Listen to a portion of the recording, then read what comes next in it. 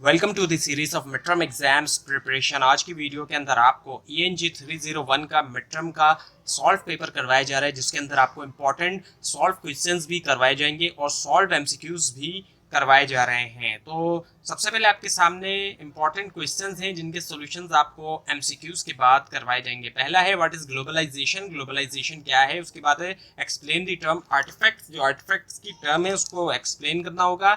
उसके बाद ही के what is the difference between credibility and congeniality, credibility और कंजीनियलिटी जो इन दोनों में क्या डिफरेंस है, क्या फर्क है। इसके बाद ही के पॉइंट आउट सम बैरियर्स, कुछ बैरियर्स जो है वो बताएं इन कम्युनिकेशन के अंदर जो कि आते हैं एटीट्यूड और वैल्यू डिफरेंसेस की वजह से सेंडर और रिसीवर के। उसके बाद ही के व्हाट इज बफर, बफर क्या है। उसके बाद ही के राइट अ नोट, एक नोट लिखे हैं डिफरेंट पंक्चुएशन स्टाइल के ऊपर। तो अब आपके सामने एमसीक्यूज मौजूद हैं। इसके बाद फिर आपको सॉल्यूशन करवाया जाएगा इंपॉर्टेंट क्वेश्चन का। तो सबसे पहले एक डैश टाइप ऑफ फ्लो, किस तरह का फ्लो जो है वो होता है पीयर्स के दरमियान एक ऑर्गेनाइजेशन में ताकि प्रॉब्लम को सॉल्व किया जाए। और तो वो होता है horizontal view flow. Horizontal flow होता है, हॉरिजॉन्टल कम्युनिकेशन हो रही होती है जो पीयर्स होते हैं ऑर्गेनाइजेशन के अंदर। उसके बाद ये कि इन रिफ्यूजल लेटर, जो रिफ्यूजल लेटर होता है एट विच प्लेस, कहाँ पर किस जगह पर हम जो है वो एक्सप्लेनेशन देते हैं रिफ्यूजल की, वो हम देते हैं मिडिल में, दरमियान के अंदर हम देते हैं उसकी। उसके बाद ये डैश अलाउ सेवरल पीपल, इनमें से क्या है जो है वो अलाउ करता है कि कई सारे लोग यूज करें सॉफ्टवेयर को सेम टाइम के ऊपर, ताकि वो डॉक्यूमेंट्स को क्रिएट कर सके, बना सकें और जो ट्रैक है वो कर सके प्रोजेक्ट्स को। वो है groupware. So groupware जो है इज द आंसर। उसके बाद ये AIDA plan stands for, AIDA की फुल फॉर्म है attention, interest, desire and action. So this is the answer here.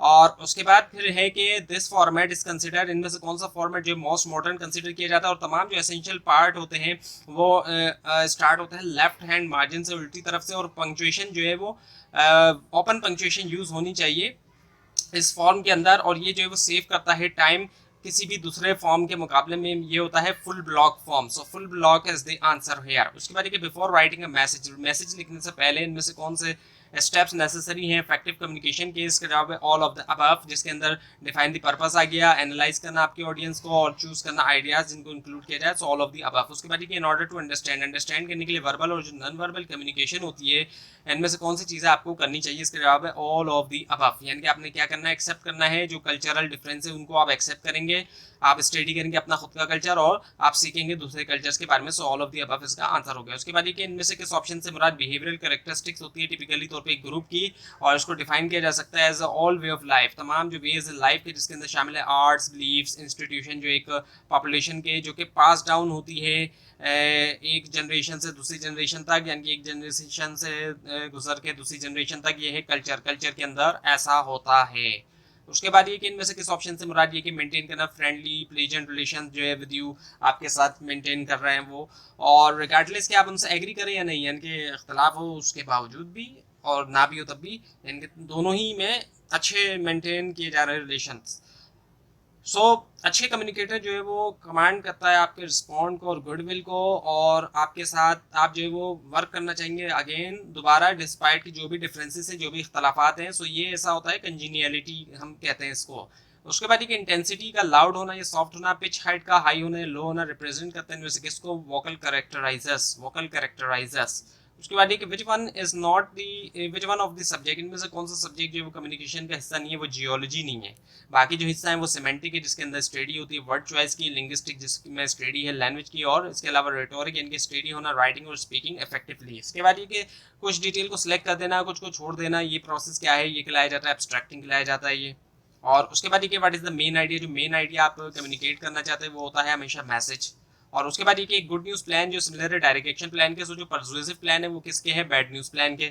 और उसके बाद ये कि डैश इज ऑफन इफेक्टिव, इनमें से कौन सा जो है वो अक्सर इफेक्टिव होता है एक मोटिवेशनल मैसेज के लिए, एक लार्ज नंबर ऑफ पीपल के लिए, वो होता है वीडियो टाइप।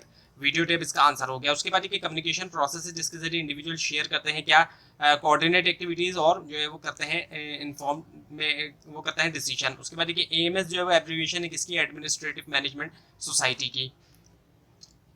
उसके बाद ये कभी कभी एक एक्स्ट्रा मैसेज जो है वो ऐड किया जाता है एंड के ऊपर एक लेटर के, और वो जाना जाता है किसके तौर पर, पोस्ट स्क्रिप्ट के तौर पर। और उसके बाद ये डैश इज इंक्लूडेड किसमें, इनमें से किसको इंक्लूड किया जाता है, रिमाइंड करने के लिए रीडर को कि वो चेक करे एडिशनल पेजेस जो इन्फॉर्मेशन की, वो है इंक्लोजर। उसके बाद ये सेंड करते हुए मैसेज आप जो है वो क्या है, एनकोडर होते हैं आप। और उसके बाद ये कि रिकमेंडेशन लेटर प्रोवाइड करता है इन्फॉर्मेशन।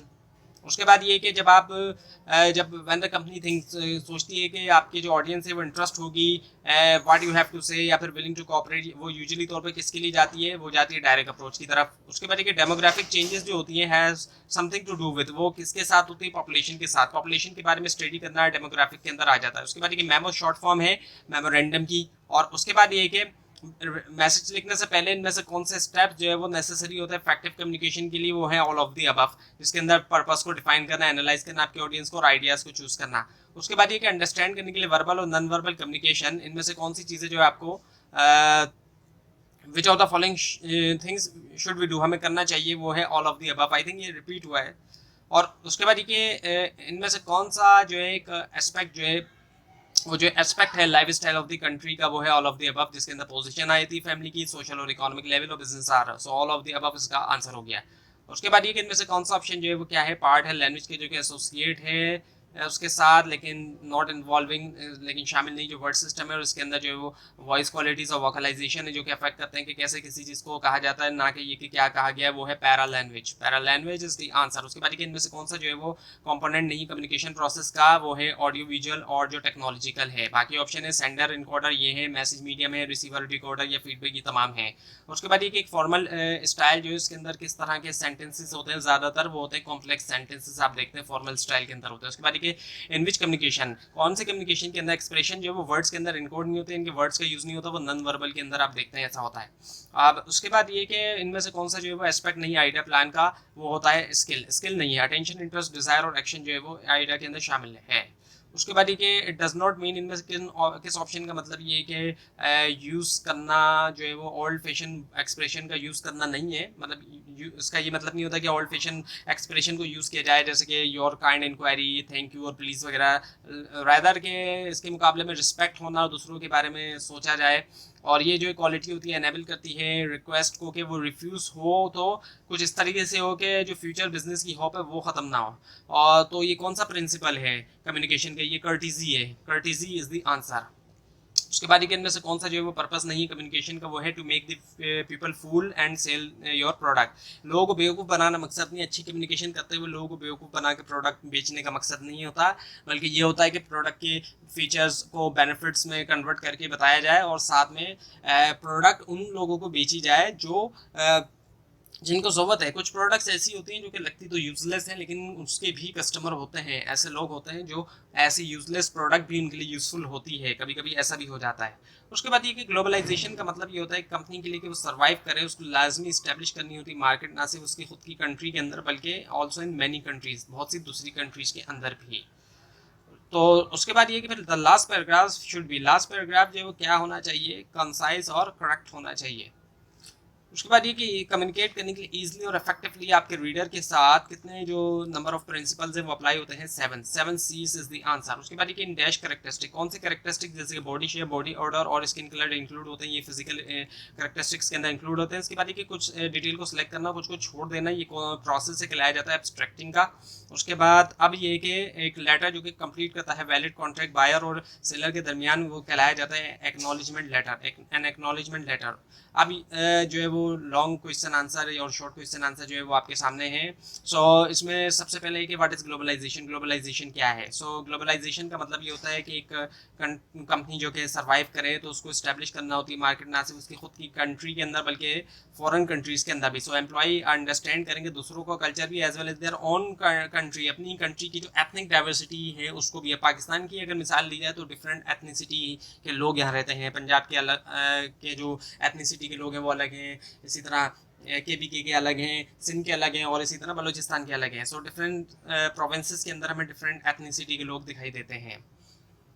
सो उसके बाद ये कि एक्सप्लेन करें टर्म आर्टिफैक्ट्स की। आर्टिफैक्ट्स जो वो ऑब्जेक्ट होते हैं जिसको यूज़ करते हुए कन्वे किया जाता है नॉन वर्बल मैसेजेस, ऐसे मैसेजेस जो कि नॉन वर्बल होते हैं, किसके बारे में, सेल्फ कॉन्सेप्ट के बारे में, इमेज के बारे में, मूड के बारे में, फीलिंग के बारे में या स्टाइल के बारे में। एग्जाम्पल ली जाए तो परफ्यूम है, क्लॉथ्स है, लिपस्टिक्स है, ग्लासेस हैं, हेयर पीसेस हैं। इनसे पता चलता है स्टाइल या जो मूड होता है वेयरर का, जो पहनने वाला है। अब एक शख्स का अगर मूड ख़राब है तो जाहिर बात है आप खुद सोच सकते हैं कि एक शख्स का मूड ख़राब है तो वो अच्छी तरह तैयार नहीं होगा, वो कपड़े भी उसी हिसाब से पहनेगा और जो भी मतलब वो ग्लासेस वगैरह अगर लगाए या फिर कोई और चीज़ें वो यूज़ करता है तो वो उसी हिसाब से। और एक शख्स का अगर मूड अच्छा है तो वो उसके हिसाब से अच्छे कपड़े वगैरह पहने, और इसी तरह स्टाइल का भी पता चलता है इन तमाम चीज़ों से। और जो बहुत से आर्टिफैक्ट्स होते हैं वो कॉमन होते हैं ग्रुप के लिए, किसी भी ग्रुप के लिए वो कॉमन हो सकते हैं, लेकिन हम जो है वी आल्सो यूज आर्टिफैक्ट्स, हम यूज़ करते हैं आर्टिफैक्ट्स को पार्टिकुलरली अगर हम क्लोथिंग की बात करें as a individual form of communication के तौर पर भी। अब क्लोथिंग किसी एक इलाके की, किसी एक जगह की सेम होती है, लेकिन इंडिविजुअली बेसिस पे भी हम देखते हैं कि कुछ इंडिविजुअल्स हमें अलग कपड़ों के अंदर भी दिखाई देते हैं। सो ये जो है ऐसा भी होता है। उसके बाद ये what is the difference between credibility and congeniality. अब क्रेडिबिलिटी और कंजीनियलिटी के दरमियान क्या फ़र्क है? सो क्रेडिबिलिटी जो है उसकी अगर हम बात करते हैं तो कम्युनिकेटर्स जो बिलीवेबल होते हैं, आपका जो वो फेथ होता है, उनके जो सब्सटेंस ऑफ मैसेज होता है, आप ट्रस्ट करते हैं उनकी इन्फॉर्मेशन और उनकी इंटेंशन के ऊपर भी। और कंजीनियलिटी की अगर हम बात करें तो इसका मतलब है कि मेंटेन करना फ्रेंडली और जो प्लीजेंट रिलीजन है, रिगार्डलेस के एग्री करें या ना भी करें, और अच्छे कम्युनिकेटर जो है कमांड करते हैं आपके रिस्पॉन्स और आपके जो गुडविल है, और आप जो उनके साथ काम करना चाहेंगे इसके बावजूद कि आपके भी जो भी इख्तलाफात हैं। सो कंजीनियलिटी तो इस चीज़ के बारे में कि अगर इख्तलाफात भी हों तब भी जो है वो फ्रेंडली और जो प्लेजेंट रिलेशन है उनको रखा जाए। और क्रेडिबिलिटी की अगर बात किया है तो ट्रस्ट होना, क्रेडिबल है कोई शख्स तो जाहिर बात है उसको ट्रस्ट ही है वो या नहीं है। उसके बाद ये कि point out some barriers in communication, communication के अंदर कुछ बैरियर्स बताएं जो कि आते हैं एटीट्यूड और वैल्यू डिफरेंसेस की वजह से, सेंडर और रीडर की, यानी कि जो सेंडर की एटीट्यूड और वैल्यू है वो डिफरेंट है रिसीवर के मुकाबले में।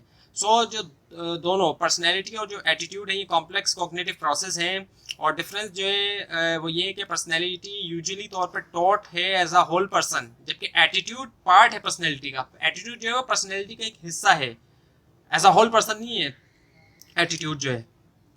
सो जो टर्म एटीट्यूड है वो डिस्क्राइब करती है लोगों को और एक्सप्लेन करती है उनका बिहेवियर, और मोस्ट प्रिसाइसली एक एटीट्यूड को डिफाइन किया जा सकता है पर्सनल टेंडेंसी के फील किया जाए, बिहेव किया जाए एक पार्टिकुलर वे के अंदर किसी कुछ ऑब्जेक्ट की तरफ। और एक एग्जांपल दी गई कि नईम जो है वो लाइक नहीं करता नाइट शिफ्ट को, सो जो उसका एटीट्यूड है वो नेगेटिव होता है वर्क असाइनमेंट की तरफ। उसके बाद ये व्हाट इज बफर, बफर क्या होता है?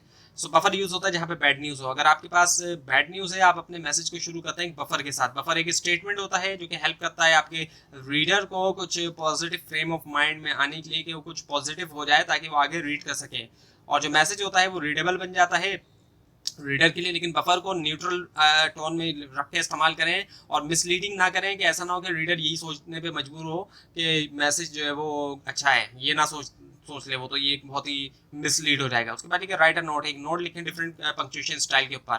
सो क्लोज पंक्चुएशन की हम बात करते हैं तो इसमें जो पार्ट है हेडिंग के, डेट के, इनसाइड एड्रेस, सैल्यूटेशन और कॉम्प्लीमेंट्री क्लोज के, ये पंक्चुएट होते हैं, इनको पंक्चुएशन किया जाता है।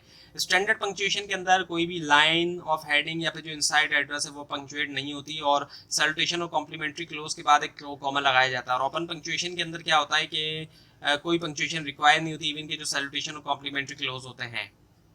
तो ये थी आज की वीडियो। आपको इस बारे में कोई क्वेश्चन है, खासतौर पर इसमें कोई मिस्टेक दिखाई दे जरूर हाईलाइट कीजिए, और इस पूरी सीरीज को देखने के लिए मिड टर्म और फाइनल टर्म एग्जाम्स की प्रिपरेशन के लिए इस चैनल को सब्सक्राइब कीजिए, बेल आइकन के ऊपर क्लिक कीजिए। Thanks for watching this video and best of luck for your exams.